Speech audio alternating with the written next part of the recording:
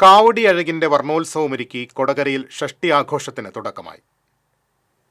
പുലർച്ചെ പൂനിലാർക്കാവ് ദേവീക്ഷേത്രത്തിൽ നിന്ന് പാൽ, പനിനീർ, കളഭം, പഞ്ചാമൃതം തുടങ്ങിയ അഭിഷേകദ്രവ്യങ്ങളുമായി ഊരാളനും ദേവസ്വം അധികൃതരും ആഘോഷ കമ്മിറ്റി ഭാരവാഹികളും കുന്നിൻ മുകളിലുള്ള സുബ്രഹ്മണ്യ ക്ഷേത്രത്തിലേക്ക് പുറപ്പെട്ടതോടെയാണ് ചടങ്ങുകൾക്ക് തുടക്കം കുറിച്ചത്. കുന്നത്രിക്കോവിൽ ക്ഷേത്രത്തിൽ ആദ്യത്തെ അഭിഷേകം ദേവസ്വം വകയായി നടന്നു. തുടർന്ന് ഭക്തജനങ്ങളുടെ വക അഭിഷേകങ്ങൾ ആരംഭിച്ചു. രാവിലെ വിവിധ സമാജങ്ങളിൽ നിന്ന് കാവടികൾ പുറപ്പെട്ടു. 21 കാവടി സെറ്റുകളാണ് ഇക്കുറി ആഘോഷത്തിൽ പങ്കെടുക്കുന്നത്.